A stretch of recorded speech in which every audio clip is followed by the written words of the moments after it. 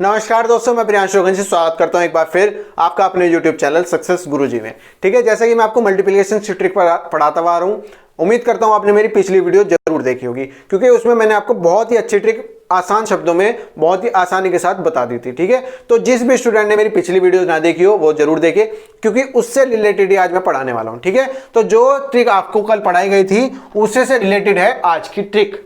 समझ में आएगी बात। आज भी जो हम पढ़ने वाले हैं वो है मल्टीप्लिकेशन ट्रिक, मल्टीप्लिकेशन ट्रिक्स। ठीक है, मल्टीप्लिकेशन है मतलब गुणा के तरीके। मैं आपको एक चीज बता देता हूं कि मेरा मेन फोकस है कि आपके एग्जाम को 48 या 50 मिनट्स में कंप्लीट करवा देना है, क्योंकि ये सब चीजें इतने का ही होता है एग्जाम।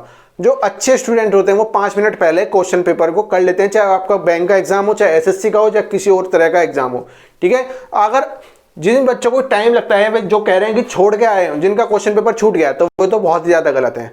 अगर जो कह रहे हैं कि भैया टाइम लग गया थोड़ा बहुत, तो उनको एक चीज समझिए कि उनको कैलकुलेशन में बहुत ज्यादा प्रॉब्लम हुई होगी या उनकी कैलकुलेशन कमजोर होगी। ठीक है, अगर आप अच्छे से कर पा रहे हैं, अच्छे स्टूडेंट हैं, मेरी वीडियो लगातार देख रहे हैं, तो आपको कैलकुलेशन के अंदर कोई भी प्रॉब्लम नहीं होगी। ठीक है, आप ये सोच रहे हो कि कहाँ लगेंगे, मैं आज आपको वही क्वेश्चन कराऊंगा जो एग्जाम में आपका क्वेश्चन पूछा गया था आज की ट्रिक के ऊपर और कल की ट्रिक के ऊपर। ठीक है, सिंप्लीफिकेशन में क्वेश्चन पूछा गया था, एसएससी में भी आ चुके हैं, अब तो एसएससी में भी आपके सिंप्लीफिकेशन आने लग गए और बैंक में तो आते ही हैं।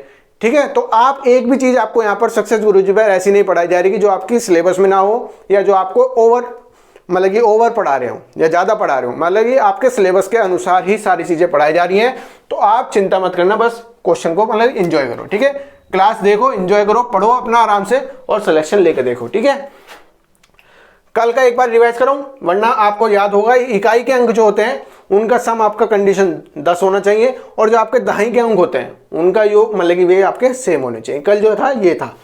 आज जो पढ़ेंगे हम, देखो उसी से मिलती जुलती ट्रिक है। क्या 78 की मल्टीप्लाई अगर आपको 38 के साथ करनी है तो कैसे करोगे? आपके पास अगर आप एक चीज अपने माइंड में सोच कर देखो, अगर आपको इतनी बड़ी डिजिट का नंबर मिल जाए तो आप कैसे करोगे? आप इसको 38 को थोड़ा सा ऐसे कर सकते हो कि 19 दूनी 38 कर लो। ठीक है, क्योंकि आपको जनरली 20 तक के पहाड़े याद होते हैं, आपको 20 तक के पहाड़े याद होते हैं, तो आप क्या करते हो, इसको 2 में कर लोगे तो 78 दूनी बन जाएंगे आपके 75, 156 बन जाएंगे। ठीक है, 156 बनने के बाद आपके यहाँ पर 19 बच जाएगा, 19 की मल्टीप्लाई फिर 156 से करोगे। इससे ज्यादा आपके पास, इससे सरल उपाय आपके पास कुछ नहीं है। इससे सरल उपाय टू बी ऑनेस्ट आपके पास कुछ नहीं है, वरना आप क्रॉस वगैरह करके यहाँ पर पहले मल्टीप्लाई करोगे, क्रॉस फिर जोड़ोगे, उससे भी कुछ नहीं होनेगा, उससे भी कुछ नहीं होनेगा। या फिर आपका क्रॉस मेथड तो है ही, अगर इससे ना करना चाहो तो क्रॉस मेथड तो है ही आपका, उससे करना चाहो उससे कर लो। मगर आपकी जो आज की ट्रिक है उसको समझ लो, तो आपका हो सकता है कि आपका एग्जाम क्रॉस मेथड से करने की जरूरत भी ना पड़े। ठीक है, क्रॉस मेथड भी आपका 10 सेकंड ले जाता है, ये तो आपका 2 सेकंड में ही हो जाएगा। 2 सेकंड भी आपको मतलब कि कैलकुलेटर बन जाओगे एक तरह से। ठीक है, क्या चीज कॉमन है इसमें, क्या चीज स्पेशली है इसमें, विशेषता क्या है इस चीज की? देखो, आपके जो इस बार है दहाई के अंकों का, इस बार आपके 10th डिजिट का सम जो है वो 10 हो रहा है। 10th डिजिट का सम पिछले क्वेश्चन में किसका हो रहा था? इकाई के अंकों का, इसमें हो रहा है 10th डिजिट का। और आपके जो आपकी यूनिट प्लेस हैं, यूनिट डिजिट्स हैं, उनका सम आपका मतलब कि वे चीज आपकी कॉमन हो रही है। तो इसमें जो पहले वीडियो देखी थी उसकी उल्टी प्रॉब्लम है, मतलब कि उल्टी समस्या है या उल्टी स्पेशलिटी है, विशेषता है। ठीक है, तो इस बार इसमें इकाई के अंकों का जो इकाई के अंक है वे सेम है, और जो दहाई के अंक है उनका योग 10 हो रहा है। ठीक है, तो कंडीशन वही लगेगी जो पहले वाली थी। ठीक है, क्या थी? आपको इकाई के अंकों की मल्टीप्लाई करनी है, तो 8 की आपको 8 में मल्टीप्लाई करनी है, 8 की मल्टीप्लाई आपको 8 में करनी है। ठीक है, तो आपका जो आंसर आएगा यहाँ पर 64 आएगा, तो 2 डिजिट में तो आ ही जाएगा। समझ में आ गई बात? 8 की मल्टीप्लाई 8 में करनी है, 64 आ जाएगा। ठीक है, इस बार आपको यहाँ पर 7 की मल्टीप्लाई 3 में करनी है, इकाई के अंकों की मल्टीप्लाई एक साथ, दहाई के अंकों की मल्टीप्लाई एक साथ, तो 7 या 21, 7 की मल्टीप्लाई 3 में तो 21 आ गया। मगर 21 को डायरेक्ट मत लिख देना, इसमें भी आपका कॉमन वाली चीज जुड़ेगी, तो आपका यहाँ पर 29 आ जाएगा। तो आपका जो सही आंसर होगा 2964 will be your right answer. समझ में आई बात? क्या हुई, इकाई के अंकों को आपने एक साथ मल्टीप्लाई किया, दहाई के अंकों को एक साथ मल्टीप्लाई किया, और इस बार भी आपने जो कॉमन चीज थी वो जोड़ दी। समझ में आया? ये ट्रिक्स मैंने आपके लिए खुद बनाई है। जो आपके टीचर्स होते हैं जो अलग यूट्यूब से, वे आपके कॉपी में से देख देख के या चीटिंग करते हुए किसी से पढ़ के आते हैं, दिमाग खराब करते हैं फालतू का। आपको ये चीज याद रखनी है, बस कॉमन चीज आपको दहाई की उसमें जोड़नी है। जो आप इकाई वाला मतलब कि दहाई वाला अंक जोड़ोगे उसमें आपको कॉमन चीज जोड़नी है। वे आपको क्या बताते हैं, 8 की मल्टीप्लाई 9 में कर लो, नेक्स्ट डिजिट पे कर लो। क्यों कर ले भैया? हमें एक ही मेथड से आपको दोनों चीजें हो जानी चाहिए, ये वाला मेथड भी आपका सरल हो जाए और पिछले वाला भी। चलिए आपको समझ में आ जाना चाहिए, ठीक है। तो इकाई के अंकों की मल्टीप्लाई एक साथ, दहाई के अंकों की एक साथ, और उसमें आपने कॉमन वाली चीज ऐड कर दी, तो आपका 2-2 डिजिट में आपका आंसर आ गया।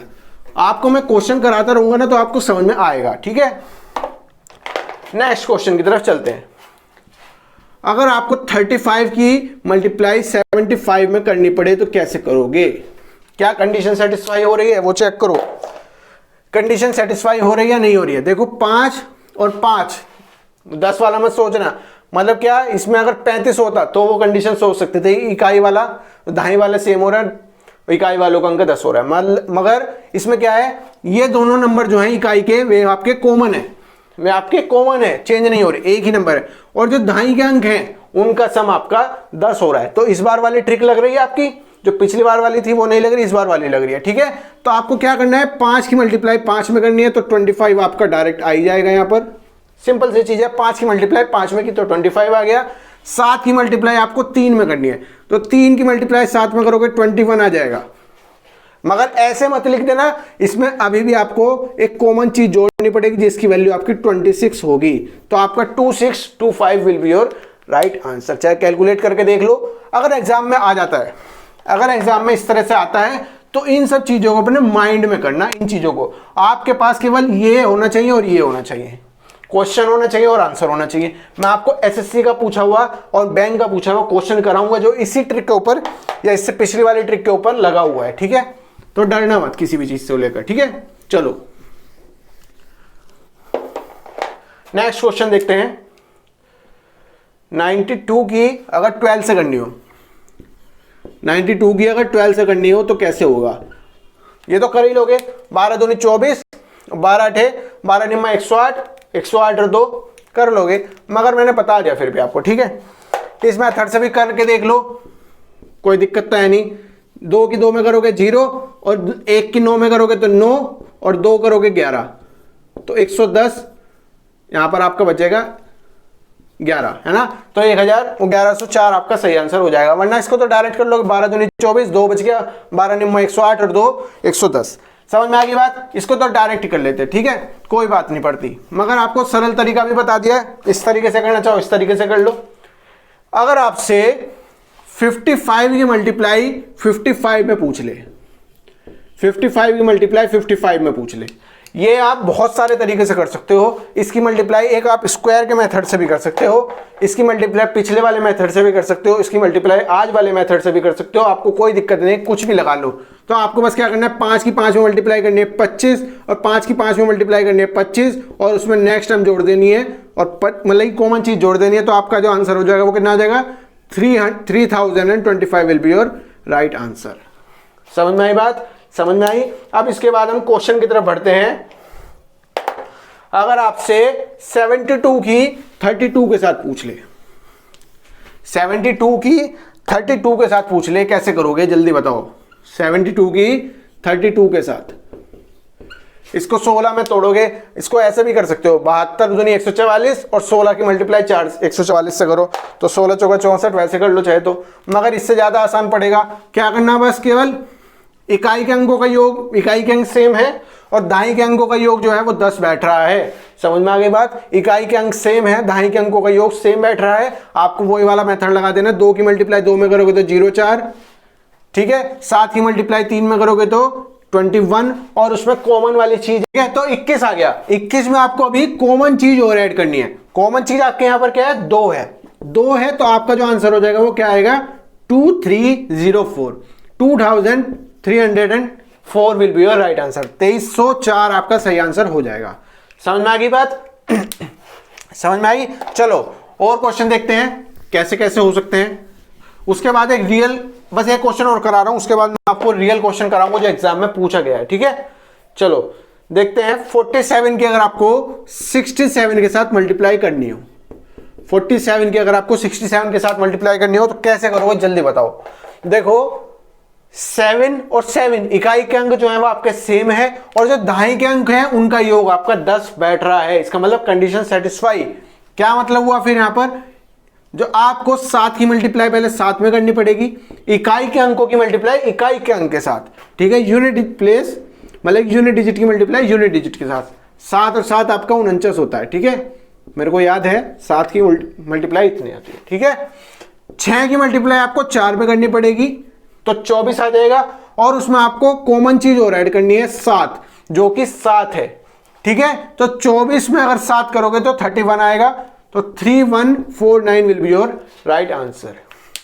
6 चौक 24 और 7 3149 will be your right answer. तो 3149 आपका सही आंसर हो जाएगा। समझ में आ गई बात।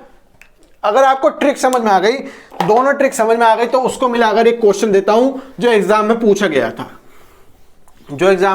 गया था, सिंप्लीफिकेशन का क्वेश्चन है, बहुत ही आसान क्वेश्चन है, मगर आपको पता चलेगा। देखो क्या क्वेश्चन है, आपको 75 की मल्टीप्लाई